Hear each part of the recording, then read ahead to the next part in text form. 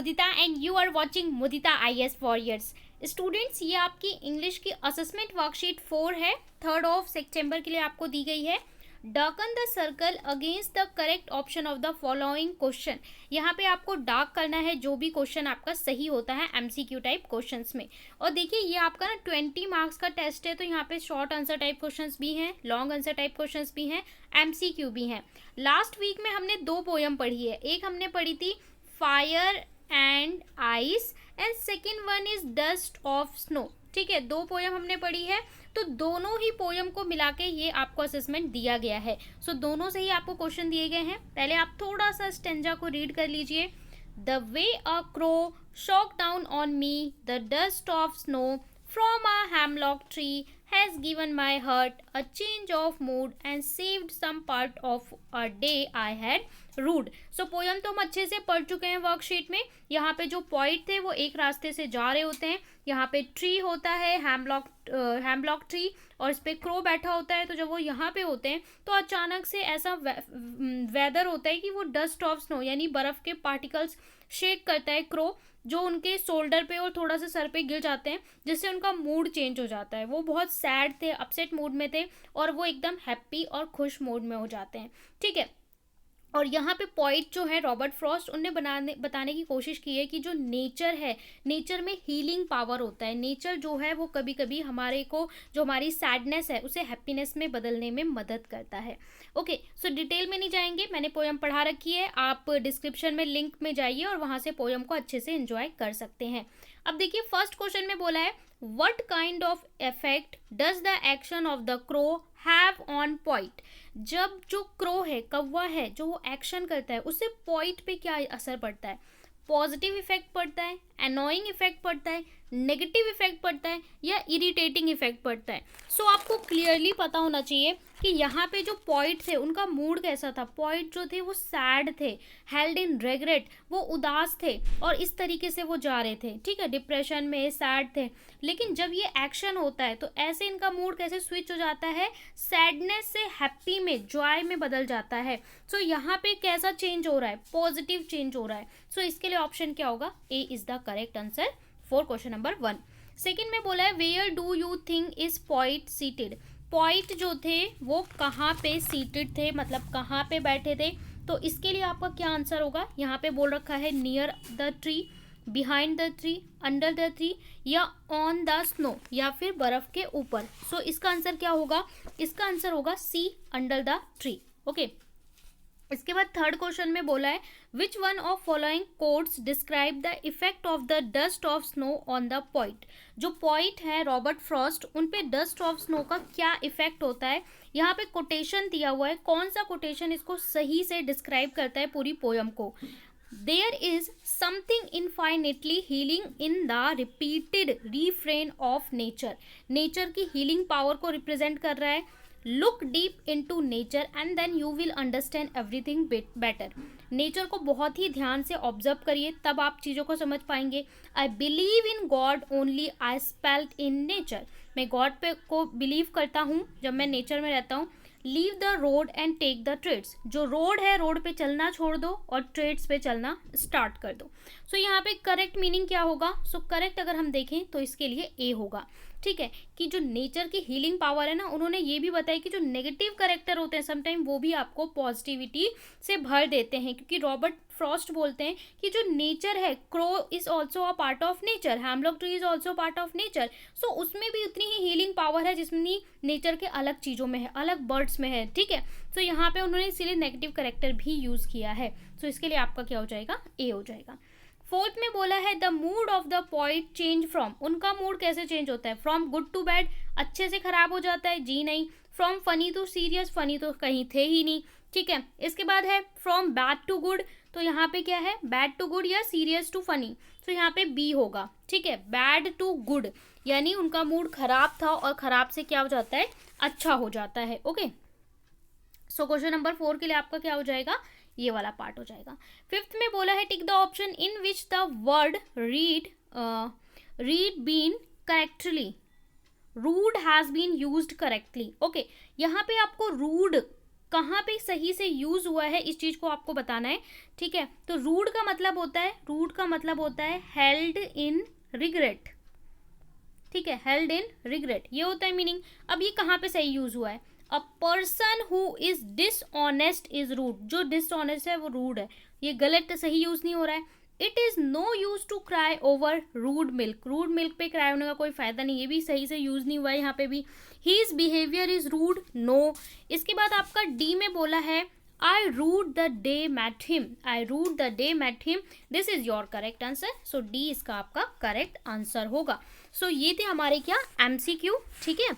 और अगर अब हम क्वेश्चंस देखें, आगे आपको दे रखा है answer the following question, answer the following question, यहाँ पे 2 into 3 3 क्वेश्चन है, दो नंबर के आपको 3 क्वेश्चन दिए हुए हैं, इनका आपको आंसर करना है, ठीक है। इसके बाद आपको दे रखा है क्वेश्चन नंबर 3, यहाँ पे अगेन आपको 3 क्वेश्चन दे रखे हैं और यहाँ 3 मार्क्स के हैं।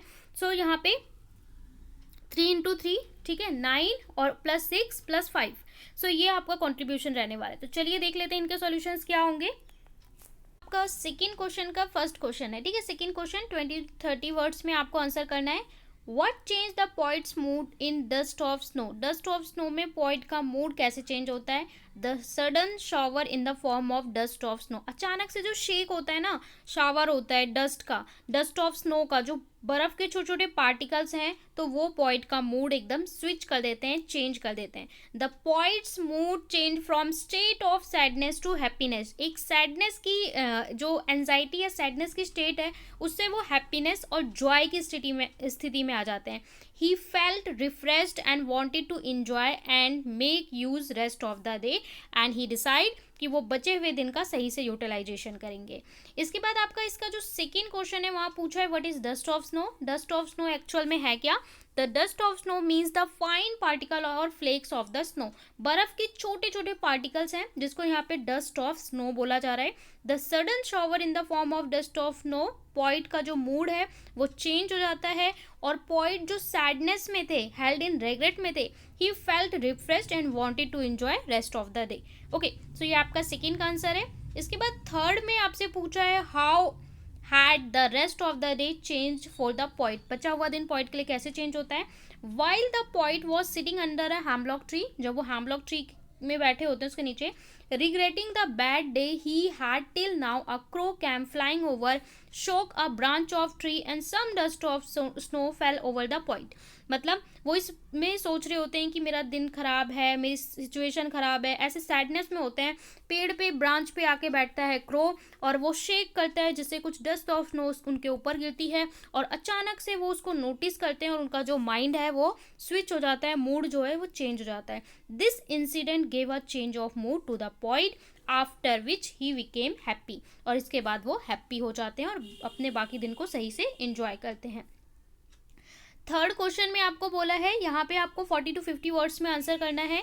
The crow and hemlock are usually used in the negative sense, हमेशा हम क्रो को या हेमलॉक ट्री को नेगेटिव सेंस में यूज़ करते हैं, बट पॉइंट ने इसे डिफरेंट वे में यूज़ किया है। हाउ, हेमलॉक ट्री एक पॉइजन ट्री होता है, एक ऐसा पौधा होता है जिसके जो फूल होते हैं वो पॉइजन होते हैं, और जो क्रो है वो उसका साउंड अच्छा नहीं होता, इसलिए हमेशा इसको ना नेगेटिव सेंटेंस के लिए, डेथ के लिए, सैडनेस के लिए, ऐसे करेक्टर के लिए यूज़ किया जाता है, दोनों को नेगेटिव करेक्टर बोला जाता है।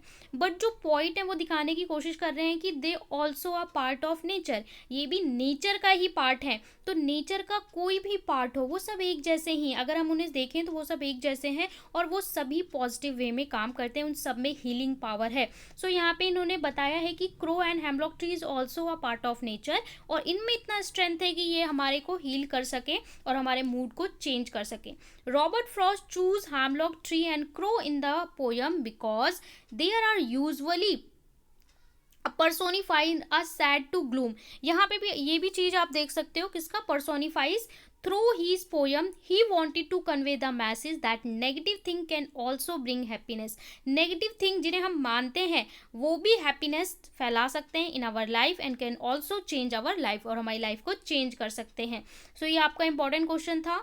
इसके बाद इसका जो सेकेंड क्वेश्चन है इसमें बोल रहा है what warning does the poet give through the poem, fire and ice वाली पोयम से क्या वार्निंग देना चाहते हैं। ये भी इसके राइटर भी, इसके पोइट भी रॉबर्ट फ्रॉस्ट हैं। According to poet the world will end due to fire. वहाँ पे उन्होंने बोला ना कि कुछ लोग बोलते हैं फायर से डिस्ट्रॉय होगा, कुछ आइस से बोलते हैं, fire mean desire and ice means जो था हेट्रेड था, विच सिंबलाइज डिजायर। और जो पॉइंट है वो किसको फेवर करते हैं, फायर का यानी डिजायर्स का। But if the world had end twice then it will end due to symbolize of ice. The poet feel there is no enough hatred in the world that is spreading among the people. What warning does the poet give through the poem? तो यहाँ पे poet बोलना चाहते हैं कि भाई इतना ज़्यादा hatred है कि उससे भी दुनिया डिस्ट्रॉय हो सकती है, और जो डिज़ायर है उसमें भी इतनी कैपेबिलिटी है कि वो वर्ल्ड को डिस्ट्रॉय कर सकता है। डिज़ायर्स का मतलब जो फायर है वो डिज़ायर्स को रिप्रेजेंट कर रहा है, और जो आइस है वो हेट्रेड को रिप्रेजेंट कर रहा है। इसके बाद इसके थर्ड क्वेश्चन में बोला है in the poem fire and ice the poet talk about the destruction of earth due to certain reason. कुछ रीजन की वजह से अर्थ का डिस्ट्रक्शन होगा। According to Frost how will the world possibly end. World का किससे and होगा, Frost किसको फेवर करते हैं, सो फ्रॉस्ट किसको बोलते हैं, फ्रॉस्ट बोलते हैं कि डिजायर दैट मीन फायर से होगा। According to poet desire is powerful and would be quick end. Desire में इतना पावर है कि वो क्विकली डिस्ट्रॉय कर सकता है। Moreover the fact that he had personal experience, वो कहते हैं कि मैं अपने पर्सनल एक्सपीरियंस से जानता हूँ कि डिजायर में इतना पावर है कि वो वर्ल्ड को एंड कर सकता है। With desire leads him the first conclude that the world will end in fire. So वो कंक्लूड करते हैं अपने एक्सपीरियंस से कि वो किसका फेवर करते हैं, फायर का, दैट मीन डिजायर्स का। सो ये आपके सारे कंप्लीट क्वेश्चन थे। आई होप आपको असेसमेंट अच्छे से समझ में आ गया हो। तो फटाफट से चैनल को सब्सक्राइब कर लीजिए, बेल आइकन प्रेस कर दीजिए। और how to complete your syllabus in 1 month video upload हो चुका है, तो नहीं देखा तो देख लो और अपना कॉन्फिडेंसली चैप्टर और सिलेबस कंप्लीट कर लो।